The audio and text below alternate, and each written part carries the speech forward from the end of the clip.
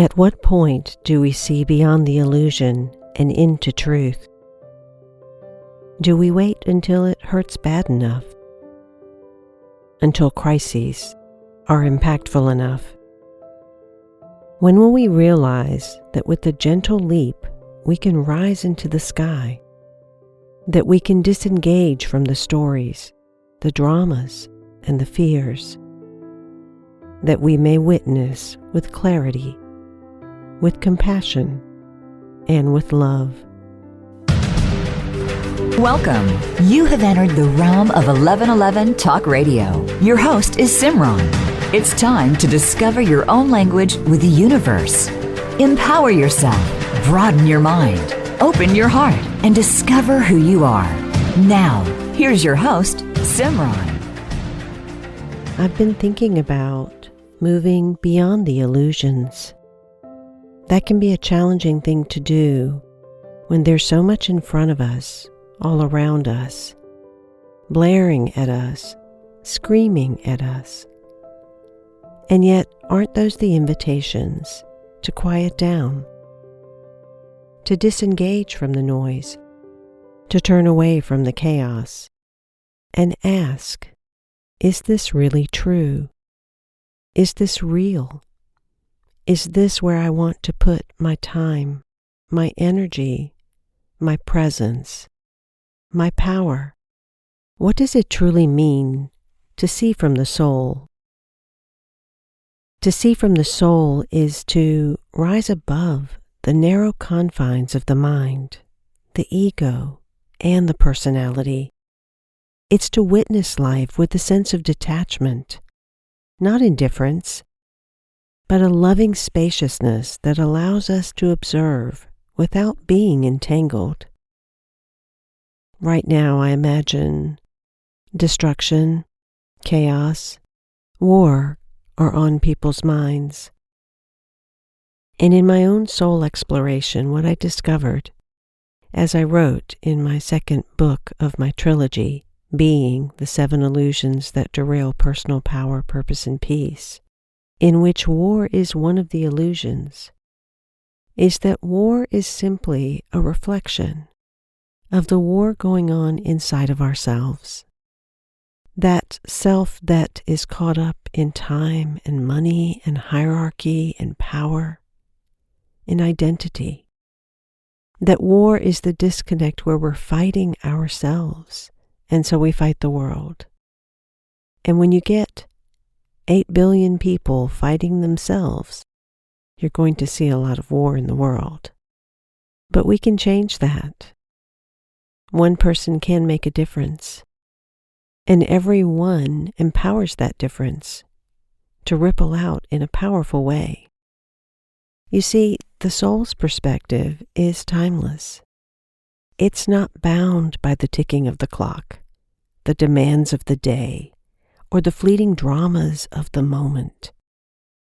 The soul sees the arc of our journey, the deeper meaning behind our experiences, the collective story, and the interconnectedness of all things. From the soul's lens, we recognize that every person we meet, every challenge we face, every joy and sorrow is part of a greater tapestry. It becomes a dance of learning, growth, and awakening. The soul is compassionate. It doesn't judge and condemn. It understands that we are all doing the best that we can with the awareness that we have. It sees the innocence behind the masks, the longing behind the defenses, the love behind the fear. To see from the soul is to look at ourselves and others with gentle eyes, to forgive, to release, to embrace. Imagine for a moment looking at a difficult situation in your life, not from the perspective of the wounded child, the anxious mind, or the striving ego, but from the vantage point of your soul. What changes? Can you see from a slightly higher view? Can you look past the illusion? Perhaps you can see the lesson, the opportunity, the gift hidden within the challenge. Perhaps you can sense a thread of connection, a deeper purpose, a call to growth. So let's say you can't get to your soul's perspective, and you're really trapped in this human one. I want you to think of a situation or a person or an experience, whether personal or global, that has really got you agitated and anxious. One in which you want to blame, one in which you want to point a finger. And what I want you to understand is that we get to blame from our human self. We get to have that place of pointing the finger because we're only seeing from that small set of eyes. And so I'm not going to tell you to stop the blaming. I want you to hear every word that's coming out of your head and your mouth. Perhaps even record yourself stating all of those things. And then listen back to it and see what's in there in you, not only from the tone and the energy and the mindset that's coming through, but how much of what you blame do you actually do? Perhaps in another place, in a slightly different way, but you do it nonetheless. And that may be a little bit triggering, so step back a little bit more. And whatever you're blaming this person for, what has that person, situation, or experience actually gotten you to do that is of your benefit? Because you have to blame them for that too. If it's empowered you, if it's gotten you to stand up and do something that you normally wouldn't have done, if it's gotten you to reach inside and find your voice or your courage to keep walking against all odds, you've got to blame them for those benefits as well. So let's go back now to that soul vision, that higher vision. Because you see, the human vision is a more clouded vision. It's got a lens over it, a filter of the past that is the cloud of fear, the cloud of attachment, the clouds of blame and shame, deficiency, insecurity. But the soul's vision is not clouded by fear or attachment. It is clear, it's loving, and it's wise. When we rise higher to see from the soul's lens, we become less reactive and more responsive. We move from judgment to understanding, from contraction to expansion, and from separation to unity. This is the invitation of the soul, to rise above the noise, the confusion, the illusion, and to see with the eyes of love. So how do we make this shift from the narrow focus of the mind or identity to the expansive vision of the soul? Well, it begins with awareness. Most of us spend our days caught in the chatter of the mind, planning, worrying, analyzing, comparing. The mind is a powerful tool, but it's not meant to be your master. When we identify solely with our thoughts, we lose touch with the deeper wisdom of our being. The journey from mind to soul is a journey into presence, into stillness, into the heart. What might it look like to live as the soul, to see through the soul's lens in our everyday lives? Let's explore perhaps what that looks like in relationships. Imagine a conflict with a loved one. The mind's going to focus on being right, defending itself, or blaming the other. But the soul asks, what is really happening here? What is being asked of me? And how can I respond with love? When we see from the soul, we recognize that every relationship is an opportunity for growth, healing, and deeper connection. We become less reactive, more compassionate, and more willing to listen and understand. Let's look at maybe work and purpose. At work, the mind may be preoccupied with achievement, recognition, or even the fear of failure. The soul, however, sees each task as an opportunity to serve, to express creativity, to contribute to the greater good. Ask yourself, how can I bring more presence, more love, more soulfulness to my work today? When you ask this question, notice how your experience shifts when you approach your tasks from this higher perspective.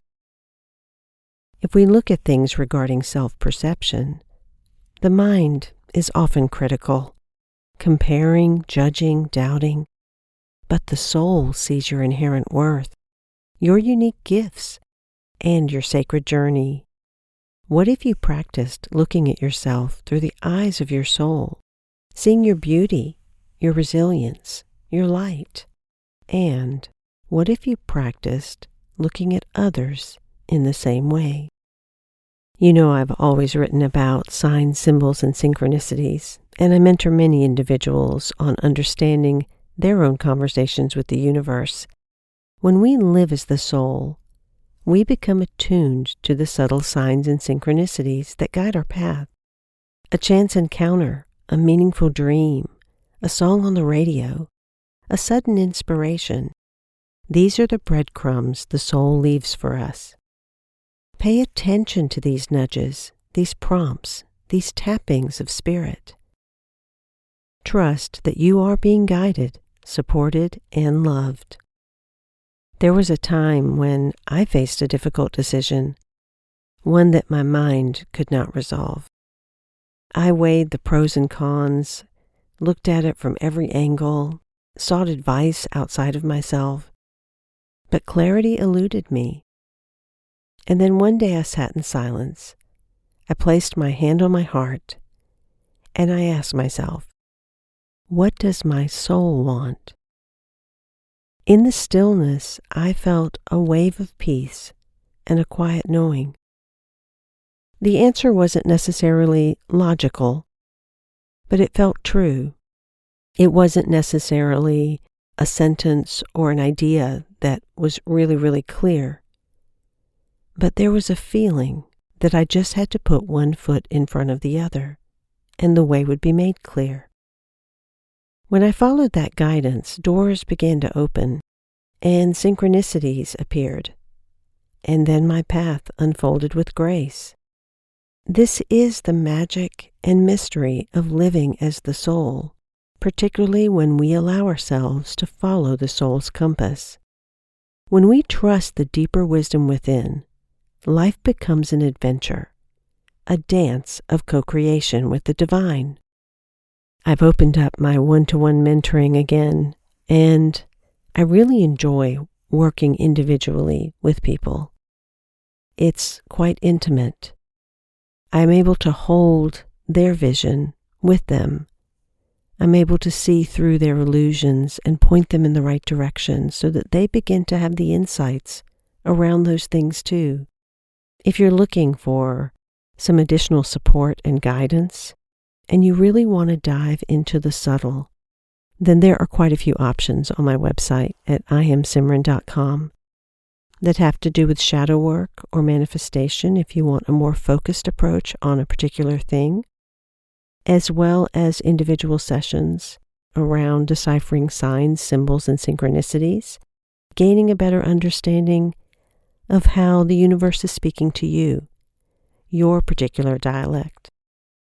But let's get back to this conversation about living beyond the illusion. I invite you to practice seeing from the soul in your daily life. Perhaps take this next week to do so. If and when you're faced with a challenge, I want you to ask, what would my soul see here? When you're interacting with others, I want you to imagine looking through the eyes of the soul, the eyes of love and compassion. And when there comes a moment that you need to make a decision, I want you to listen for the quiet voice within Notice how your experience changes when you drop from your head into your body. Notice the peace, the clarity, the joy that arises within you when you begin to live as the soul, as opposed to living as the identity. You know, nature is a mirror of the soul. The vastness, the beauty, the interconnectedness, the relaxation that nature has, the tempered rhythm of how it breathes in and out. If you're really still in nature, you can see it, feel it, and know it. Perhaps spend some time outdoors, feeling the earth beneath your feet, getting in touch with the wind on your skin and the sun on your face. Notice the patterns, the rhythms, and the cycles. Watch the birds. See how they play, how they glide, how they chirp, how they sing, and allow yourself to be humbled and inspired by the grandeur of creation. It is in the silence that we hear the whispers of the soul, so it's necessary to turn off the noise, the screens, the distractions.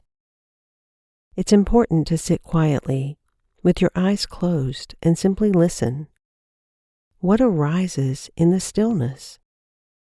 Often it's here that the soul's guidance becomes clear, because you see, the soul speaks in very subtle ways, through feelings, images, synchronicities, inner nudges. It's time for all of us to practice tuning in to intuition, to begin trusting the gentle guidance that arises from within. It's time to shut down the noise from outside and start listening to the harmony that's on the inside. When you do so, listen without expectation or judgment. Tune into yourself. The shift from mind to soul is not about rejecting the mind, but about expanding your awareness to include the deeper dimensions of your being. It's about moving from analysis to intuition, from control to trust, from fear to love.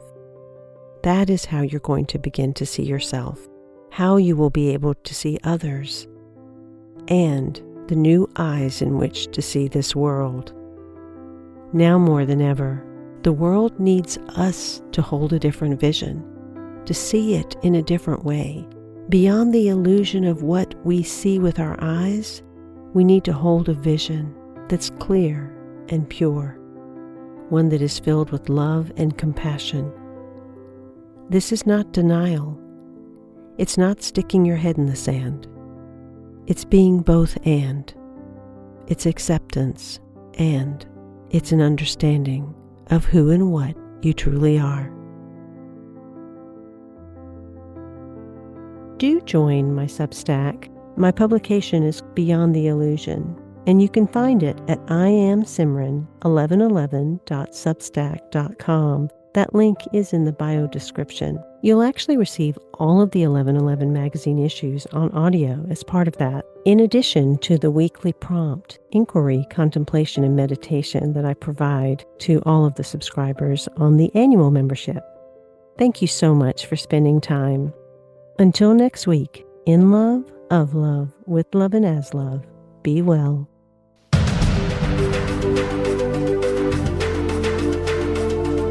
Thank you for opening your mind to a new reality, your heart to greater compassion, and your experience of aliveness with 1111 Talk Radio. Join host Simran next Tuesday at 8 a.m. Pacific, 11 a.m. Eastern Time to step through the gateway of conscious living. You are not on the journey. You are the journey.